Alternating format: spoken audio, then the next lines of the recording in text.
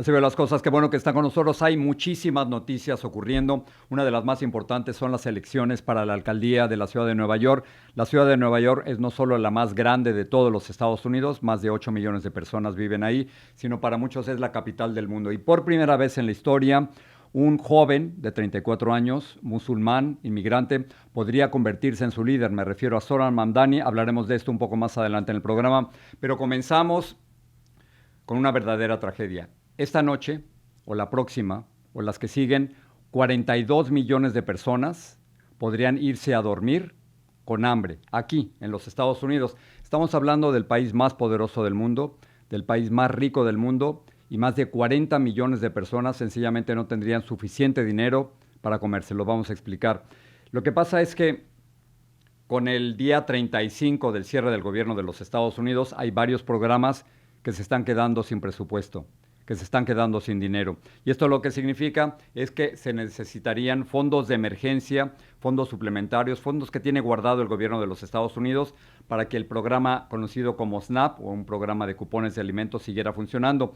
Pero resulta que a pesar de que un juez ha determinado que el gobierno debe estar comprometido en darle dinero para los cupones de alimentos y por lo tanto ayudar a estas más de 40 millones de personas, el presidente de los Estados Unidos, Donald Trump, ha dicho que eso no lo va a hacer. En un comunicado a través de su red Truth Social dijo lo siguiente: los cupones de alimentos o SNAP solo se entregarán cuando los demócratas de la izquierda radical reabran el gobierno. Pero lo que ocurre es que el gobierno no se está reabriendo, no solo no se está reabriendo, sino que no hay ningún tipo de negociación en estos momentos para que republicanos y demócratas se pongan de acuerdo. Repito, estamos en el día 35, nunca antes había existido un cierre del gobierno como este. La última vez fue también con el presidente Donald Trump en el 2019, duró 34 días y estamos en el día 35. Y entonces lo que esto significa es que afecta a muchos. Por ejemplo, millones de personas han sido retrasadas en sus vuelos en los aeropuertos de los Estados Unidos.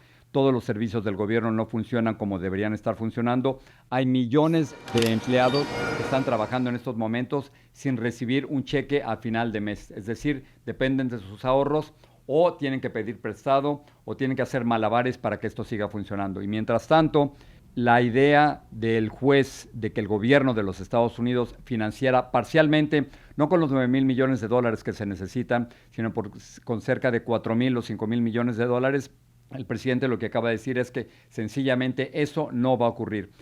Para que tengamos esto y lo pongamos en perspectiva, cuando se reciben cupones de alimentos, una persona como máximo puede recibir $292 al mes. Imagínate. Tratar de sobrevivir es un reto para ti y un reto para todos nosotros. ¿Tú crees que tú podrías vivir con $292 al mes para comida? La respuesta es, desde luego que no, es prácticamente imposible, pero estos cupones de alimentos eran una medida de emergencia para millones de personas que ahora ya no lo van a estar recibiendo. Así que nos encontramos con esto, si tuviéramos que hacer un titular, es decir, 42 millones de personas se van a ir a dormir con hambre en los Estados Unidos, el país más rico del mundo. Esta es una de las principales noticias. La otra tiene que ver con las elecciones en Nueva York. El principal líder, el que va adelante en las encuestas, se llama Zohran Mamdani. Nació en Uganda, tiene 34 años de edad, es musulmán, es inmigrante, va muy adelante de todos sus competidores y él dice que es un socialdemócrata. Y aquí quisiera hacer la distinción. ¿Quiénes son los socialdemócratas o quiénes son los demócratas socialistas? Bueno, son personas que creen en que el principal objetivo es la comunidad, es decir, que todos vivan mejor, pero al mismo tiempo tienen absoluta convicción de que las elecciones son importantes. Les doy un ejemplo. En España, en el Partido Socialista Obrero Español, su principal líder, Pedro Sánchez, fue elegido como socialdemócrata y por supuesto en España creen en las elecciones. En varios países escandinavos los primeros ministros han sido socialdemócratas y son elegidos a través de elecciones. Esta es una diferencia con ser comunista. Los comunistas no creen en las elecciones, creen en la acumular el poder y no creen en la transición de un partido a otro, sino creen en que el Partido Comunista debe tener absoluto control de la economía y de la situación política. Esos no son los socialdemócratas, aunque es un término que para muchas personas que han vivido en Venezuela, en Cuba o en Nicaragua, claramente les genera rechazo. Aquí está Zohran Mamdani hablando sobre por qué debe ser el próximo candidato y cuáles son las ideas fundamentales en las que él cree. Donald Trump diagnosed a problem that working class Americans were facing across the country. In a cost of living crisis, he ran a campaign with the promise of cheaper groceries. Where the comparison between us ends, however, is that we are actually intending to deliver on that diagnosis, not just to use it as a means to distract from the agenda that he always intended to deliver on. I leave those decisions to any one candidate. What I would generally say is I would not be sitting here with you if it were not for the fact that we chose to listen to New Yorkers as opposed to lecture them. Está Zohran Mamdani, el candidato socialdemócrata, hablando de que una de las cosas más importantes es ayudar a los que se encuentran abajo, ayudar a los más pobres. Particularmente, él se ha concentrado en una palabra que en inglés le llaman affordability, es decir, que las cosas cuesten menos, que cueste menos el servicio del transporte, que cueste menos el cuidado para los niños, que cueste menos las rentas, incluso está pensando en congelar miles de rentas en la ciudad de Nueva York. ¿Y quién va a pagar por esto? Los más ricos. Seguramente los multimillonarios tendrían que pagar 2% más en impuestos de lo que están pagando actualmente. Zohran Mamdani se está enfrentando contra Andrew Cuomo. Andrew Cuomo fue gobernador del estado, no de la ciudad, fue gobernador del estado de Nueva York. Ha sido acusado de acoso, aunque estas acusaciones él las ha rechazado. Y él cree que lo más importante para los neoyorquinos en estos momentos es un tema de seguridad y es un tema de impuestos. Aquí Andrew Cuomo, quien por cierto perdió las elecciones primarias con el Partido Demócrata frente a Zohran Mamdani, pero no se quedó contento con esto y entonces dejó de lanzarse como candidato del Partido Demócrata porque no podía hacerlo y se lanzó como independiente. Andrew Cuomo. Two reasons. Number one, the Mamdani is hostile to public safety, hostile to the NYPD. He said the NYPD, his words, are racist, wicked, corrupt, anti-queer, a threat to public safety. He has supported defunding, disarming, and disbanding the police. The public safety is job one in New York City and many cities. If people feel unsafe, that's very bad for the city. Number two, he's anti-corporate, anti-business, anti-wealth. One of the problems we're having in New York City now is our taxes are very, very high and people are leaving. As you mentioned, post-COVID, remote work, move to a place that has a lower tax rate because you can after COVID with remote work. So if you are anti-public safety and you are anti-corporation and anti-business and hostile to the economy in New York City, you're going to see more people leave. You are seeing it now, right? He will accelerate the number of people and companies leaving. Claramente son posiciones distintas. Zohran Mamdani había dicho que una de las cosas más importantes para él es reducir los gastos y los costos en la ciudad de Nueva York, que son tan altos que muchas personas se tienen que ir. Andrew Cuomo cree que una de las principales preocupaciones es no solo que desde su punto de vista Zohran Mamdani está en contra de las corporaciones, sino que su principal punto de vista es que la seguridad debe ser esencial en la ciudad de Nueva York. Son dos visiones distintas y además son dos políticos de generaciones totalmente opuestas. Hoy los neoyorquinos van a decidir cómo quieren ver su futuro. Hay elecciones, por supuesto, no solo para la alcaldía de la ciudad de Nueva York, que todos vamos a estar siguiendo, sino también hay elecciones para gobernador en los estados de Nueva Jersey y Virginia. En Virginia es particularmente importante porque en Virginia viven muchos empleados gubernamentales que han perdido su cheque mensual, pero que siguen trabajando. Y aquí lo importante es ver si en Virginia y en Nueva Jersey se elige a un gobernador demócrata, y generalmente, esto es interesante, lo que decide Virginia y Nueva Jersey suele repetirse luego en las elecciones del siguiente año. En este caso nos referimos a las elecciones para el Congreso y para el Senado del 2026. Entonces, estamos siguiendo, claro, lo que está ocurriendo en Nueva York, pero también si Virginia y Nueva Jersey se convierten al Partido Demócrata, y por supuesto seguiremos la Proposición 50 en el estado de California, que va a determinar si los distritos electorales pueden dibujarse o diseñarse de forma distinta para que los demócratas tuvieran una ventaja de la misma forma en que los republicanos tienen una ventaja por el rediseño de los distritos electorales en el estado de Texas. Noche de elecciones, los resultados mañana aquí en Así Veo las Cosas. Estados Unidos se está convirtiendo en un país de redadas, en un país con miedo. El video que les vamos a presentar ocurrió en la ciudad de Chicago y fíjense bien, no solo que la persona arrestada es una ciudadana de los Estados Unidos, sino el exceso de fuerza en donde los agentes llegan con ametralladoras, con pistolas, para detener a una mujer joven, a una ciudadana de los Estados Unidos de América. Aquí el video. Yeah! Hit and run! Hit and run! That's a hit and run! Hit and run! Look, hey, watch out with that weapon! That weapon! Yo, watch out! What's wrong with you? You hit it! You hit her! Yo! What's wrong? You hit her. You hit her! You guys hit her! You guys hit her! What's wrong with y'all? Y'all hit her.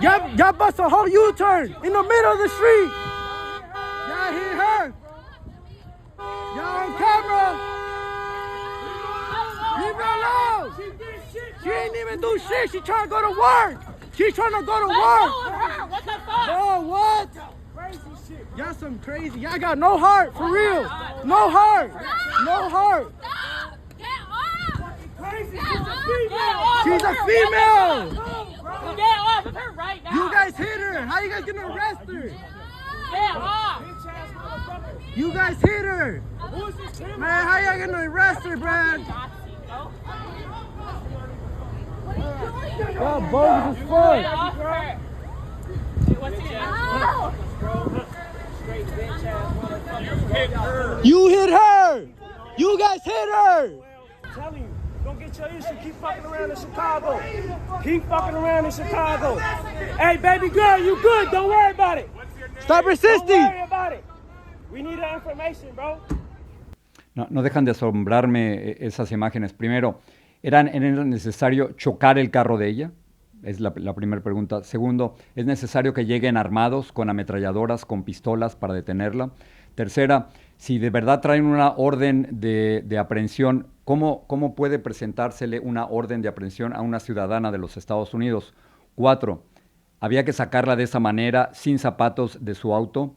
Quinto, ¿era necesario que 2 agentes pusieran sus rodillas sobre su abdomen para detenerla? Al final la ciudadana americana fue liberada. Todo esto totalmente innecesario. Estas son unas imágenes desde Chicago y ahora quiero presentarles otras imágenes desde Salt Lake City, en el aeropuerto de Salt Lake City, en donde detienen a una ciudadana salvadoreña. ICE asegura que ella tiene una orden de deportación desde el año 2020. La familia asegura que esto no es cierto. Y esto está ocurriendo en lugares públicos. Quiero que vean no solo el lujo de fuerza, el exceso de fuerza para detenerla, sino también la reacción de otras personas que están ahí, que como nosotros no pueden creer lo que están viendo. Baby, he did me! No! No! No! My daddy! Help me! Help me! I don't know how to... Let me quit! I have my backpack! No! Help me! Please! My daddy! Help! She's a human being! No! My daddy!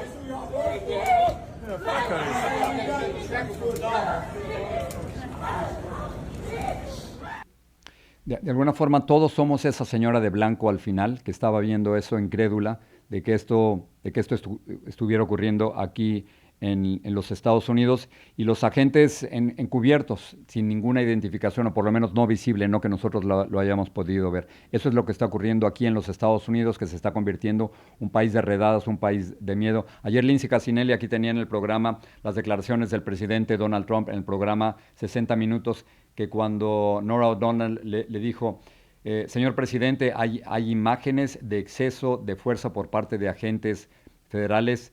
¿Le parece a usted que está bien? Y el presidente ha respondido que si están como indocumentados en los Estados Unidos, este tipo de cosas van a continuar. Es decir, lo que acabamos de ver va a continuar ocurriendo aquí en los Estados Unidos.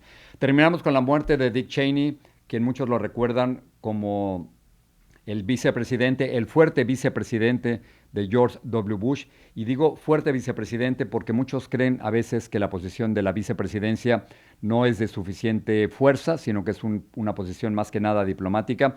Pero Dick Cheney estuvo junto a George W. Bush cuando se decide no solo atacar Afganistán, sino cuando se decide atacar a Irak en el 2003 por supuestas armas de destrucción masiva que nunca existieron. Aquí, como recordamos a Dick Cheney. Richard Bruce Cheney forjó su identidad como un hombre directo, leal y sin rodeos. Algunos le llamaban un guardián del poder de George W. Bush a través del cual fluían el acceso y la influencia. Cheney ya era un veterano de Washington mucho antes de convertirse en vicepresidente. Inició su carrera en el servicio público durante la administración de Richard Nixon y más tarde fue jefe de gabinete del presidente Gerald Ford. En 1978 fue electo al Congreso por su estado natal de Wyoming, donde sirvió durante una década hasta que el primer presidente Bush le pidió que asumiera como secretario de Defensa. Tras la derrota de Bush en su intento de reelección, Cheney se convirtió en director de la empresa petrolera Halliburton, un cargo que lo mantuvo vinculado a la política exterior y que más tarde se convirtió en un punto de crítica para sus detractores. Cuando George W. Bush obtuvo la nominación republicana en el año 2000, le pidió a Cheney que evaluara a los posibles candidatos a vicepresidente, pero finalmente le ofreció el cargo a él. La salud de Cheney siempre fue motivo de preocupación. Había sufrido 3 ataques cardíacos leves y una cirugía de bypass cuádruple antes de cumplir 50 años de edad, y tuvo otro ataque cardíaco poco después de las elecciones del año 2000. I've got a doctor that follows me around 24 hours a day that comes with a job as vice president. Su salud continuó siendo un tema incluso después de dejar el cargo. En el 2012, a los 71 años, recibió un trasplante de corazón. Durante la administración Bush, Cheney fue considerado un halcón, es decir, una pieza clave en la decisión de invadir a Irak. Él sostuvo que la historia demostraría que tomaron la decisión correcta. Durante el segundo mandato de Bush, se vio envuelto en la controversia cuando su jefe de gabinete, I. Scooter Libby, fue condenado a prisión por su participación en la filtración del nombre de un agente de la CIA. El presidente conmutó su sentencia, pero no lo indultó, una decisión criticada por algunos conservadores. Ya en los últimos años de su carrera, Cheney reconoció diferencias con su partido en el tema del matrimonio entre personas del mismo sexo. As many of you know, one of my daughters is gay. I think people ought to be free to enter into any kind of union they wish. En sus memorias publicadas en el 2011, acusó al secretario de Estado Colin Powell de tratar de socavar al presidente Bush al expresar dudas sobre la guerra en Irak y afirmó que Condoleezza Rice, su sucesora, engañó al presidente sobre las negociaciones con Corea del Norte. Ambos negaron las acusaciones. Tras dejar el cargo, no mostró interés en postularse a la presidencia, pero continuó siendo una voz influyente dentro del Partido Republicano. Y en años recientes se convirtió en un fuerte crítico del expresidente Donald Trump y fue marginado en gran medida por el Partido Republicano. Su último voto en una elección presidencial, en 2024, fue a favor de la demócrata Kamala Harris. Es la muerte del vicepresidente de los Estados Unidos, Dick Cheney, así es como lo recordamos. Y ahora pasamos con nuestra primera entrevista sobre por qué 42 millones de personas en los Estados Unidos dentro de unos días irán a dormir con hambre.